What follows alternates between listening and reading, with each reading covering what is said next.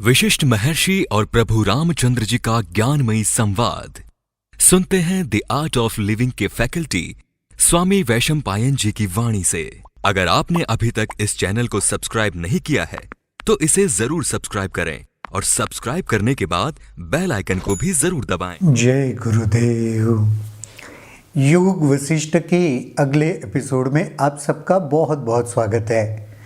पिछले एपिसोड में अगर आपको याद होगा तो राजा शिखीध्वज और रानी चुड़ाला की एक बहुत ही दिलचस्प कहानी हम देख रहे थे, जिसमें किस प्रकार रानी चुड़ाला ने आत्मचिंतन करके वह जो असीम तत्व है, सत्य है, उसकी अनुभूति कर ली थी। उसी चर्चा को आगे बढ़ाते हैं।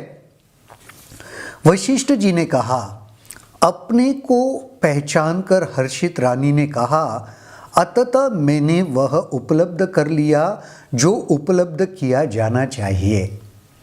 अल्टीमेट गोल जिसे कहते हैं कि जो सारा मैं चिंतन कर रही थी, मनन कर रही थी, जो मेरा सारा प्रयास था, जिस उद्देश्य के प्रति था, आखिरकार मैंने उस लक्ष्य को, उस उद्देश्य को प्राप्त कर लिया। अब कुछ हानि नहीं। मन और इंद्रियां भी चेतना के परावर्तन है, जबकि ये अवास्तविक है और चेतना से स्वतंत्र है। परम चेतना की मात्र सत्ता है। यह परम चेतना किसी दोष से दूषित नहीं, सदा पूर्ण समभाव की स्थिति में होती है और इसमें अहम नहीं होता। तो ये जो चेतना जो मैंने अल्टीमेट जो अचीव किया है, उस चेतना की परम तत्व की अनुभूति वो कैसी है? अहम से रहित है, कोई दूषण से रहित है, उसमें कोई दाग नहीं है। चेतना परम शुद्ध तत्व स्वरूप है। एक बार इस सत्य रूपी सूर्य का बोध हो जाए तो यह बिना अस्त हुए निरंतर प्रकाशित ही रहता है। ये एक बार वह चेतना का साक्षात्कार हो गया तो एक ऐसे सूर्य का उदय हो जाएगा आपके भीतर, मानो जो सूर्य कभी अस्त ही नहीं होता, यानी शाश्वत हो जाता है। हमेशा हमेशा के लिए वह प्रकाश भीतर मौजूद रहता है। फिर कोई अंधकार, अंधेरा वो जीवन को ढक नहीं पाएगा। यह चेतना ही है जिसके भिन्न भिन्न नाम है, ब्रह्म, परमात्मा आदि। चेतना ही है सब कुछ। ब्रह्म भी उसी को कहते हैं, परमात्मा भी उसी को कहते हैं। हमने कितनी बार इन चर्चाओं में सुना है ब्रह्मन के बारे में, चेतना के बारे में, परमात्मा के बारे में। वो एक ही चेतना के सिर्फ अलग अलग नाम है। इसमें न कर्ता कर्म का विभाजन है और न उनके संबंध का ज्ञान। चेतना अपनी चेतना से ही चेतन होती है। ये ऐसा प्रकाश है, उसको प्रकाशित होने के लिए किसी दूसरी वस्तु या पदार्थ की आवश्यकता नहीं है। ये चेतना से ही प्रकाशित होती है। जैसे कोई दिया जलता है तो दिया जलाने के लिए आपको कुछ तो चाहिए, बाती चाहिए, घी चाहिए, तेल चाहिए, है ना। लेकिन ये चेतना किसी और पदार्थ से प्रकाशित नहीं होती। या जैसे हम कहते हैं चंद्रमा को प्रकाशित होने के लिए सूरज चाहिए, सूरज का प्रकाश, तो ये चेतना अपनी ही चेतना से प्रकाशित होती है। इसका बोध किसी अन्य प्रकार से नहीं होता। यह मात्र चेतना ही है जो मन, बुद्धि और इंद्रियों के रूप में व्यक्त होती है। ये इसके पहले भी हम देख चुके हैं। है तो परम तत्व एक ही, वह चेतना ही है। यही चेतना मन के, बुद्धि के, चित्त के, अहंकार के रूप में अपने आप को प्रदर्शित करती है। वह चेतना एक विशिष्ट कार्य करती है तो मन बन जाती है। विशिष्ट कार्य जब करने लगती है तो बुद्धि बन जाती है। विशिष्ट कार्य करने लगती है तो अहंकार बन जाती है। यह दृश्य संसार भी चेतना है, उसके अतिरिक्त कुछ नहीं है। ये जो भी दिख रहा है, ये जो भी संसार हम महसूस कर रहे हैं, वो भी चेतना ही है। चेतना के अलावा और कुछ है ही नहीं, न हो सकता है। चेतना में किसी प्रकार का परिवर्तन नहीं होता। देखने में जो परिवर्तन लगता है वह भ्रामक आकृति है। जो भ्रामक है वह वास्तविक नहीं।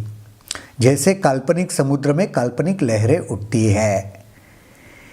यहाँ पे कुछ परिवर्तन तो दिखाई देता है, हमें बदलता हुआ दिखाई देता है, पर अगर गौर से देखोगे तो यह पता चलेगा ये सब सत्य नहीं है। परिवर्तन सत्य नहीं है। जो बदलाव होता हम देख रहे हैं वो सत्य नहीं है। वो भी काल्पनिक है, कल्पना मात्र है, भ्रम स्वरूप है। मन स्वतः समुद्र के समान है और लहरें भी मन है। मन समुद्र है और लहरें भी मन ही है। इसी प्रकार चेतना में दृश्य संसार उत्पन्न होता है, इसीलिए वह उससे भिन्न नहीं है। इसी प्रकार से चेतना में, मन में, समुद्र में जैसी लहरें उठती है, वैसे ही चेतना में दृश्य संसार लहरों की तरह उत्पन्न होते हैं। वह वास्तविक चेतना से अलग नहीं है। क्या समुद्र और लहरें अलग है? नहीं। उसी प्रकार चेतना और ये दृश्य संसार भी अलग नहीं है। मैं विशुद्ध चेतना हूँ, सर्वव्यापी हूँ और अहम भाव से रहित हूँ। ये देखो बार बार आ रहा है कि अहम भाव जब है तब चेतना मैं हूँ ये अनुभूति नहीं हो सकती। अहम भाव अपने आप को अलग रखता है, द्वैत में ले जाता है। लेकिन यहाँ पे रानी चुड़ाला को यह अनुभूति हो चुकी है कि मैं विशुद्ध चेतना हूँ और अहम भाव से रहित हूँ, और चेतना जैसे सर्वव्यापी होती है, मैं सर्वव्यापी ही हूँ। इस चेतना का जन्म मरण नहीं होता, न इसका विनाश होता है, क्योंकि यह आकाश की तरह है। ये चेतना न उत्पन्न होती है न मरती है, न इसे कोई उत्पन्न कर सकता है न इसे खत्म कर सकता है।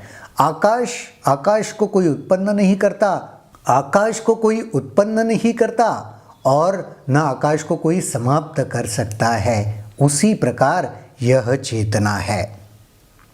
इसे न काटा जा सकता है न जलाया जा सकता है। यह विशुद्ध प्रकाश है जिसमें कोई दोष ही नहीं है। चेतना कैसे दोष रहित है, विशुद्ध है। न इसे काट सकते हो न जला सकते हो। हाँ, वो आत्मा के बारे में भगवान कृष्ण भी यही कहते हैं ना, आत्मा वही है, न इसे कोई जला सकता है न गला सकता है, काट सकता है, कुछ नहीं हो सकता। कैसे है वह आत्मा? अनंत और अविनाशी वैसा है। चेतना वही है, सर्वव्यापी है, अनंत है, सर्वत्र है और अविनाशी है। उसका कोई विनाश मुमकिन नहीं।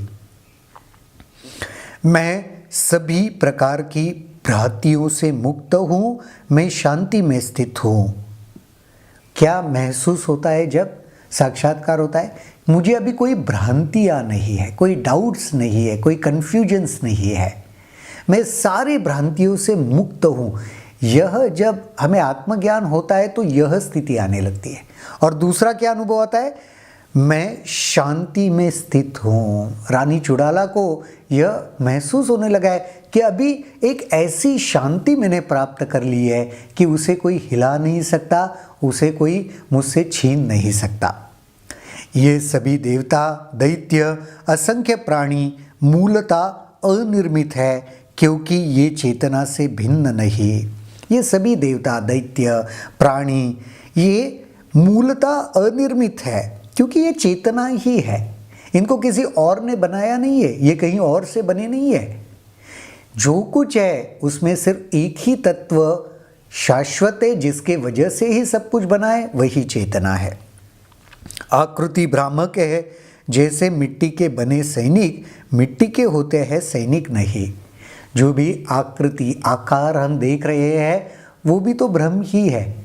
अगर मिट्टी के वो सैनिक बनाए जाते हैं तो अल्टीमेट होते तो मिट्टी है, सैनिक थोड़ी होते हैं वो, क्योंकि मिट्टी से बनाए हुए। अब छोटे छोटे बच्चे खिलौने से नहीं खेलते, तो वो तो मिट्टी ही है, सैनिक नहीं है वास्तविकता में। दृष्टा और दृश्य दोनों वास्तव में एक ही विशुद्ध चेतना है। यह द्वैत है और यह अद्वैत। इस तरह का भ्रम उत्पन्न करने वाली धारणाएं कैसे प्रकट हुई? दृष्टा और दृश्य, जो देख रहा है और जिसे देख रहा है, वो दोनों भी चेतना है। आप मुझे देख रहे हो, मैं दृश्य हूँ आपके लिए, आप मुझे देख रहे हो तो आप दृष्टा हुए। ये दोनों भ्रामक कल्पना है, वास्तविकता में तो एक ही है, चेतना। द्वैत और अद्वैत का भ्रम उत्पन्न करने वाले ये धारणा उत्पन्न कैसे हुई, प्रकट कैसे हुई? यह भ्रम किस में है? यह भ्रम किसका है? मैं तो मोक्ष में स्थित हूँ। अगर ये भ्रम उत्पन्न भी हुआ है तो किसका भ्रम है? मेरा नहीं है, मैं तो मोक्ष में स्थित हुई हूँ। ये रानी चुड़ाला को अनुभव हो रहा है। अब मेरे मन में जरा भी विक्षोभ नहीं, क्योंकि मुझे बोध हो गया कि सजीव हो या निर्जीव, सब विशुद्ध चेतना ही है। अब कोई विक्षोभ नहीं है, कोई डिस्टॉर्शन नहीं है।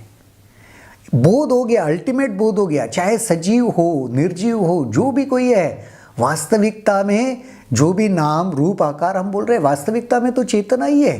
कोई सजीव नहीं है, कोई निर्जीव नहीं है, सब कुछ चेतना है। और ये मैं अब महसूस करने लगी हूँ, ये रानी चुड़ाला कह रही है। न तो यह मैं, न तो यह है, न मैं हूँ, न कोई और है। न तो यह है, न मैं हूँ, न कोई और है। न कोई प्राणी है, न अप्राणी, सब शांति है। तो ये अनुभूति है। अब कोई भेद नहीं बचा, सभी प्रकार के जो द्वैत है वो जैसे समाप्त हो गए। हम कहते हैं ना, यह मैं, हम सब, ऐसा कुछ रहा ही नहीं। तो अब तो सिर्फ एक ही चीज़ शाश्वत परवेड़ है सब जगह, वह है असीम शांति। तो रानी चुड़ाला को एक बहुत सुंदर अनुभूति हो गई है आत्मचिंतन करने के बाद। उसी के ऊपर वह चिंतन करते करते ही यह अनुभव हमें बता रही है। तो एक दूसरे एंगल से हम ये देख सकते हैं कि जो आत्मा में स्थित हो जाता है, जिसको वह परम बोध हो जाता है, उसकी स्थिति कैसे होती है। ऐसा चिंतन करने के बाद चुड़ाला परम शांति में स्थित हो गई। यह उसके मन में विचार चल रहे थे, यह विचार जैसे करते करते ही रानी चुड़ाला एक परम शांति में हमेशा के लिए स्थित हो गई। बहुत ही सुंदर यह छोटा सा एक आज का चर्चा था, जिसमें महर्षि वशिष्ठ जी रानी चुड़ाला के बारे में हमको बता रहे थे। जब वह आत्मा में स्थित हो गई, उसके बाद उसने क्या महसूस किया।